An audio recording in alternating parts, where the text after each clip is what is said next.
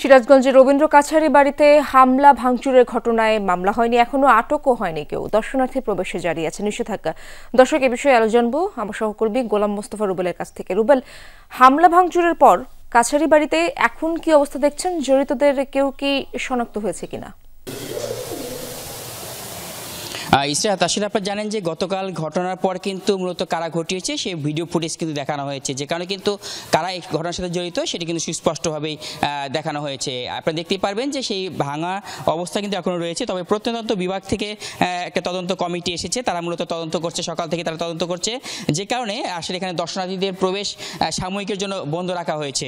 তবে এখন পর্যন্ত এখানকার অর্থাৎ কাছারি বাড়ির পক্ষ থেকে কিংবা এখানকার কাস্টোডিয়ান যিনি রয়েছেন কিংবা প্রত্নতত্ত্ব বিভাগ থেকে কেউ এখন পর্যন্ত থানায় কোনো অভিযোগ দেয়নি। তবে এখানকার যিনি অফিসার ইনচার্জ রয়েছেন আসলাম আলী, তিনি বলেছেন যে তার কাছে এখন পর্যন্ত কোনো লিখিত অভিযোগ পড়েনি।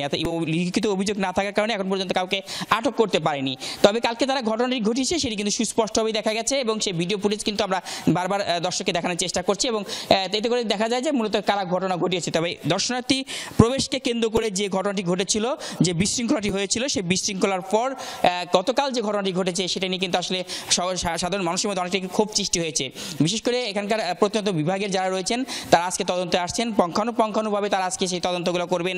তদন্ত করে মূলত কারা দোষী, কী কারণে ঘটনাটি ঘটিয়েছে, সেই ঘটনার মূল কারণটা কি সেটা তারা খতিয়ে দেখবেন এবং তাদের কর্মকর্তারা কেউ জড়িত থাকলে তাদের বিরুদ্ধে ব্যবস্থা নেবেন বলে আমরা জানতে পেরেছি। তবে এখন পর্যন্ত জেলা প্রশাসনের পক্ষ থেকে একটি তদন্ত কমিটি হওয়ার কথা রয়েছে, সেটি হলে হয়তো বা জেলা প্রশাসনের পক্ষ থেকে আলাদা একটি তদন্ত করা হবে। আমি আর দেখানোর চেষ্টা করি, দেখতে পারবেন যে মূল যে গেটটি, সেই গেটটি কিন্তু অর্থাৎ এখানকার আপনাদের অডিটোরিয়াম কাস্টোডিয়ানের রুমের যে মূল গেটটি সেটি কিন্তু ভেঙে ফেলা হয়েছে কাস্টোডিয়ানের জানালায় এবং বেশ কিছু সরঞ্জামাদি কিন্তু আসলে বাইরে নিয়ে এসে ভেঙে ফেলা হয়েছে, যে কারণে কিন্তু আসলে এখন কোনো প্রকার কোনো দর্শনার্থীদের ভিতরে প্রবেশ করতে দেওয়া হচ্ছে না।